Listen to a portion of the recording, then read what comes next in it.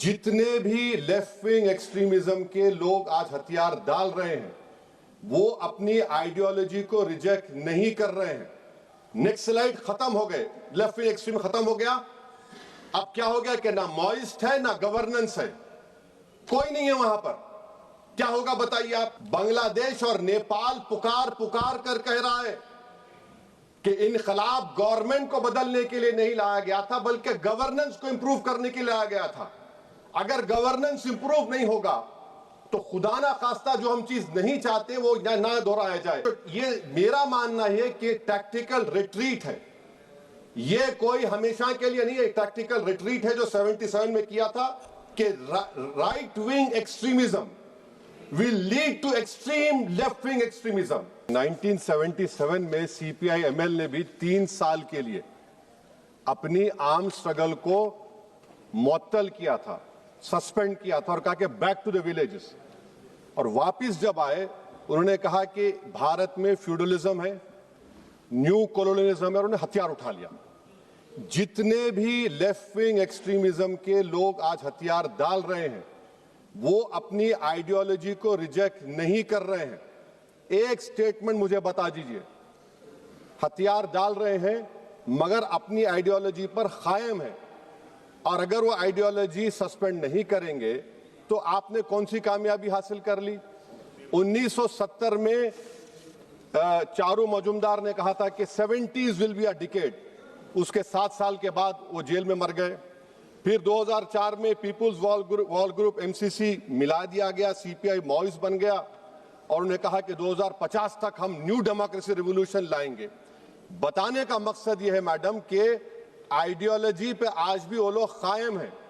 मैं 55 दिन हैदराबाद की उस वक्त की मुशीराबाद जेल में था, किसी का मेहमान था, एक कमरे में मुझे रखा गया। मैं 20 दिन पटेल सुधाकर रेड्डी से बात करता था।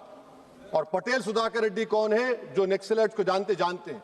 98 में वो मुझसे पूछता था कि गैट के बारे में तुम्हारी राय क्या है।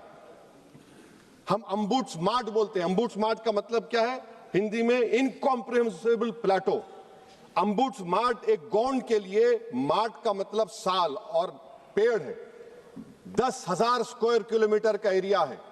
नेक्सलाइट खत्म हो गए, लेफ्ट विंग एक्सट्रीम खत्म हो गया। अब क्या हो गया कि ना मॉइस्ट है ना गवर्नेंस है, कोई नहीं है वहां पर। क्या होगा बताइए आप? मैडम और एक चीज मैं आपको बताना चाह रहा हूं कि ये 70% मिलिट्री विक्ट्री है, और जो चीजें जो उनको ड्राइव करती थी और ये सरकार समझ नहीं रही है, इस देश में सबसे बड़ा पॉपुलेशन नौजवानों का है। बांग्लादेश और नेपाल पुकार पुकार कर कह रहा है कि इनकलाब गवर्नमेंट को बदलने के लिए नहीं लाया गया था बल्कि गवर्नेंस को इंप्रूव करने के लिए लाया गया था। अगर गवर्नेंस इंप्रूव नहीं होगा तो खुदा ना खास्ता जो हम चीज नहीं चाहते वो ना दोहराया जाए। और एक एक्रोनिम है madam, IFTTT, if this then what. Civil administration कहां है हमारा? Relief rehabilitation. मुझे अफसोस है कि तेलंगाना की बात ही नहीं की तेलंगाना के एमपीज। आज तेलंगाना के रिलीफ रिहेबिलिटेशन को MHA एक्सेप्ट करता है और वो क्या कहता है कि Andhra Pradesh Telangana surrendered Maoist relief and rehabilitation policy 2025। Madam आप बिलीव कर सकते हैं कि ट्रेवोर असॉल्ट राइफल इजरायली मिला, 1 मिनट में 30 से 70 लोगों को मार सकते। कहां से आया ये ट्रेवोर असॉल्ट राइफल? और सरेंडर्ड ये मेरा मानना है कि टैक्टिकल रिट्रीट है, ये कोई हमेशा के लिए नहीं है। टैक्टिकल रिट्रीट है जो 77 में किया था। और मैं मैडम प्लीज 1-2 मिनट दीजिए। और मैं बताना चाह रहा हूं मैडम, AP ओडिशा बॉर्डर को हम कहते हैं कट ऑफ एरिया। आयरॉनिकल है, कट ऑफ एरिया बोलते हैं उसको। मिनरल वेल्थ से क्या ट्राइबल को फायदा होगा? 5th शेड्यूल और बेटर गवर्नेंस से फायदा होगा। अगर नहीं होगा तो पैसा और FRA से फायदा होगा, नहीं होगा तो फिर ट्राइबल रबर हथियार उठा लेंगे।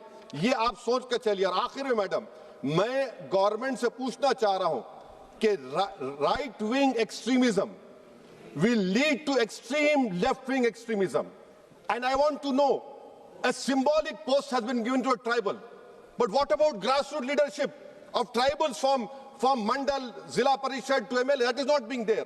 Usage of false encounters, demolition of homes, creating an atmosphere the dignity of tribals and Muslims is taken away. This is being done by those organizations who believe in extremist radicalism and supported by this government. Would you put an end to this radicalism and extremism?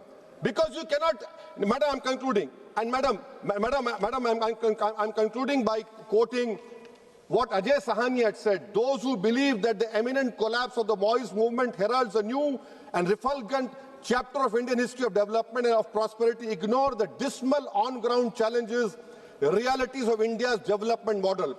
The increasing maturation of polarizing mobilization in electoral politics, the growing inequities and inequalities of increasing predatory oligopolistic economy, and the progressive redundancy of human labor as a result of rapid technology transformation.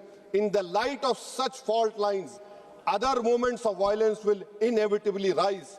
I hope that this government will exercise caution. Don't sound the victory bells as of now. End the extremism done by your own organizations. Do you know what message is being sent? You have the highest number of Muslims who are youth now. If you I'm concluding, Madam. If your own Chief Minister says that give them 2 rupees less, we'll create an atmosphere so that they leave Assam, that is not right. That is also an extremism which has to be condemned. Anyone who picks up arms, anyone who utters a word which creates a feeling of vulnerability against the Constitution is extremist. Thank you.